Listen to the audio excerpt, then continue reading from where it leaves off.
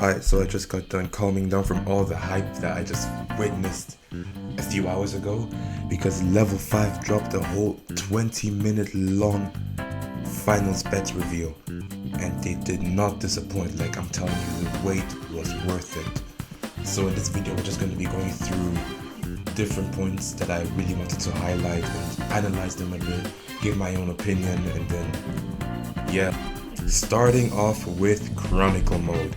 Level 5 knew that INAZUMA 11 Chrono Stones was really popular, so they had to run it back and give Victory Road a second story using the main character Vic, Wonder Bear, and we get future Faye, grown up Faye, and Mr. Cryptix back into the story, whom we're going to be accompanying through the past events of INAZUMA 11, meaning we're going to be fighting all the past enemies that INAZUMA 11 main characters had, like Royal Academy, Zeus, Team Ogre.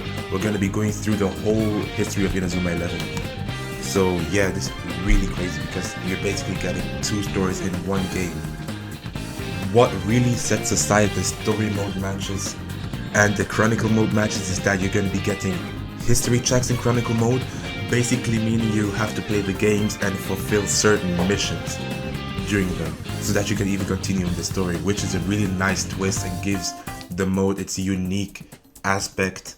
You will also be getting a team dock where you can save up to 10 players and a team bank where you can save multiple players that will be leveling up on the side, which is really great because the game is giving us over 5,000 characters to obtain, and yeah, leveling them up all one by one would be really tedious work. So that's a really nice quality of life improvement there. My favorite part in the whole Chronicle mode is the player universe.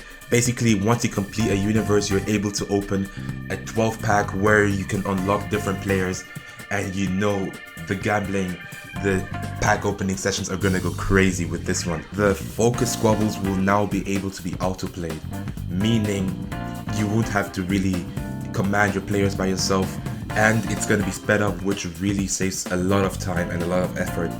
And yeah, it's just a really nice addition to all of it. Another thing that is going to be added is this special focus squabble, meaning we're going to have like dancing interactions with Ricc, some ramen eating sessions, and yeah, that means you're getting a little dance simulator, some food eating simulator in a football game, which is crazy.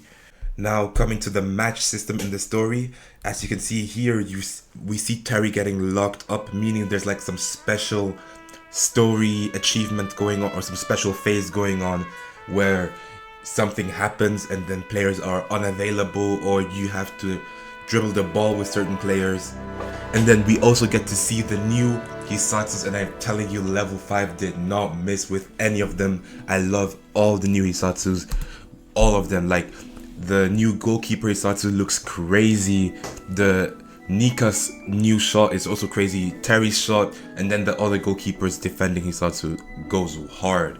Like, they did not miss at all. My personal best thing that they added to story are the selectable character system. Out of 10 characters, we'll be able to choose 5 new scouts to fill out the remaining 5 spots on the team, which is really nice. That means you won't really be getting the same team as your friend, let's say, unless you both pick the same players, of course. And they'll be relevant. All the side characters will have some certain relevance to the story. So that means you won't go wrong with any of the side characters and you're just free to choose anyone. And you're gonna have their own story, they have their own story interactions and stuff like that.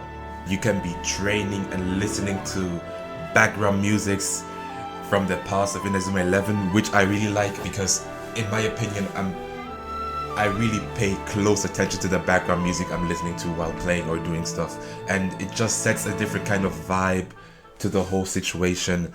And while you're playing and having a nice soundtrack in the back, I'm telling you, because level 5 INAZUMA 11 game soundtracks, they are all peak. You can't go wrong with any of them, and it's really nice that they just added this to the story for us to be listening to while playing.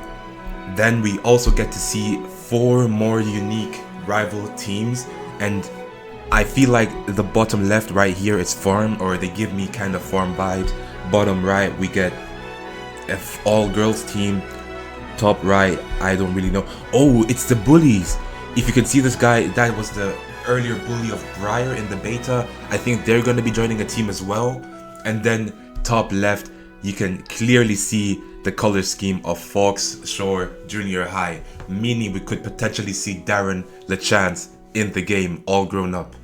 The next thing we're moving on to is the competition features.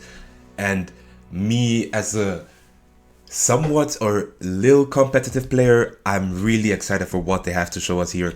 And they did not disappoint at all, showing us the new match system improved from the beta. And you can see a little differences here, like the squabble mode where you have to pick who you want to pass to, or if you want to keep the ball to yourself, has been improved, where you can visually see the other players or your surroundings a bit better, meaning there will be less accidental offsides, or there will be a better visualization of your surroundings, so you can see if the enemy might get the ball if you pass it to one other player or whatever.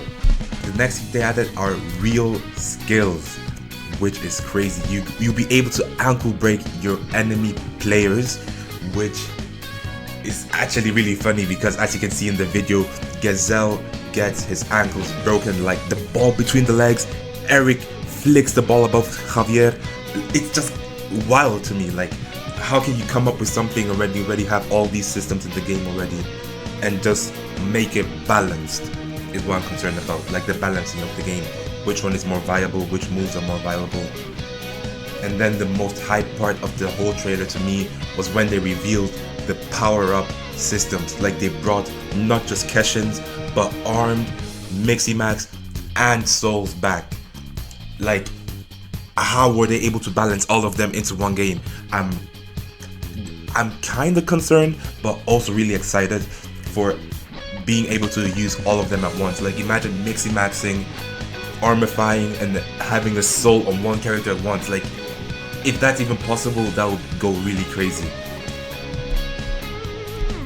Not only did they just introduce or reintroduce the past transformations, but they also added Bond Transform, which is a special transformation where if a player has a certain amount of bond level with another player, they're able to transform to those players temporarily during the game. And something that Bawsy pointed out in our earlier discussion was that it kind of reminds him of terrestrialization from Pokemon, which really makes sense, to be honest, because technically you're changing a player's type, and that really brings a whole different perspective into the ranked system, because how are you going to be balancing your GK or your strikers depending on the enemy GK and enemy strikers? It's really going to go hard. And then another transformation that they brought was Awakening. Awakening basically works, or we kind of saw an awakening in the anime in Orion, where Sasuke was able to transform into like a blue Super Saiyan without really changing his hair color. But then here in the video we see Sunny go Super Saiyan Rose and then just speed blitz the whole enemy team and just shoot at the goalkeeper like crazy. One thing I was really looking forward to was co-op play.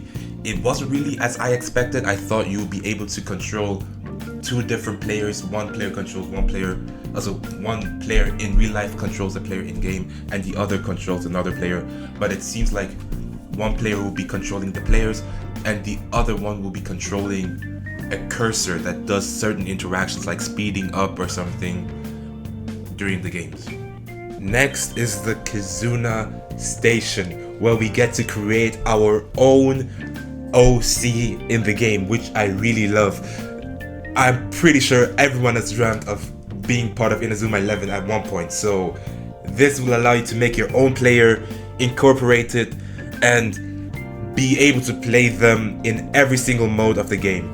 You have your own Hisatsu, your own looks and flares to it, and you have your Bond Town where you can basically display the different designs or the different items that you've gotten throughout the whole game, the story, the quests and stuff like that. You'll be able to display them, customize their town the way you want, and there interact with other friends. Maybe have a little mini games or something, I don't know. We don't really know the limit to as how many players can be in one Bond Town at once, but also you can customize yourself and look like different INAZUMA 11 characters So yeah, if you feel like looking like Gazelle, like Jude Sharp, like Samford, you'll be able to do that as well. Depending on the platform that you choose, you'll be able to get increased drop rates on certain characters. That means for Steam, it's gonna be the Team Orgo guy, Bylong, and Tezcat. Then Xbox is gonna be Aphrodite, Rococo, and the Go final boss guy. I don't really know his name. For PS, it's gonna be Alpha, Beta, and Gamma. And then for the Nintendo Switch, it's gonna be Xanark, Torch, and Gazelle, which is a really nice addition. But for that, you'll need to be on that. You need to log in on that specific device to get that certain boost. That means, like, if you have a friend that has that certain device, you can give your save file over to them for them to log in there. Then they send that save file back to you, and then you'll be able to receive those bonuses on your account. Now, one last thing from the video we want to look at are the pre-order bonuses.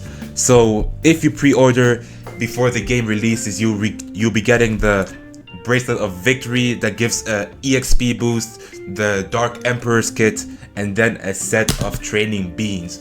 They also released a deluxe edition where you will be getting Faerun as a character.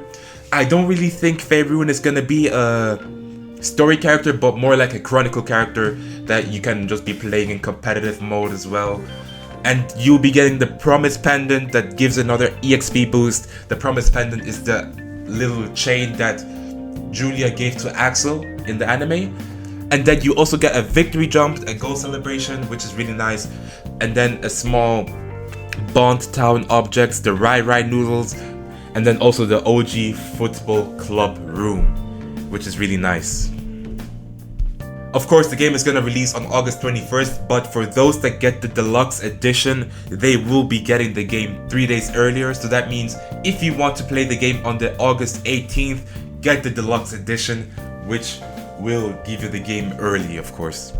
Now, finally, we want to look at the Steam page where we can finally see the pricing of the game. Of course, you can see the game is already in my library. The moment the game was available to pre-order, I had to get the game. And of course, I got the deluxe edition. Surprisingly, although it's kind of valid, I think the game should be around $70. For me, it's gonna be Swiss francs because I live in Switzerland.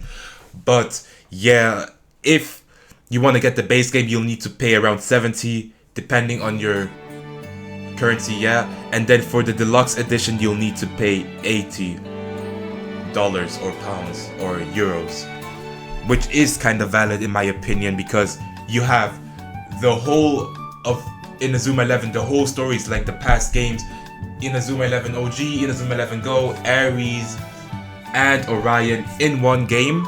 And then you have the new story. I feel like the old story is one game, and then the new story is gonna be a whole new game. I think both of them could be sold at around 40, 50 separately. And then you have the ranked system, the Kizuna town. I feel like it's a valid price, so there's nothing much to complain about. Although I've been seeing a few complaints because the beta was free, people thought that the price would be a bit cheaper, but in my opinion, it's a valid price. And yeah, I think it's good already.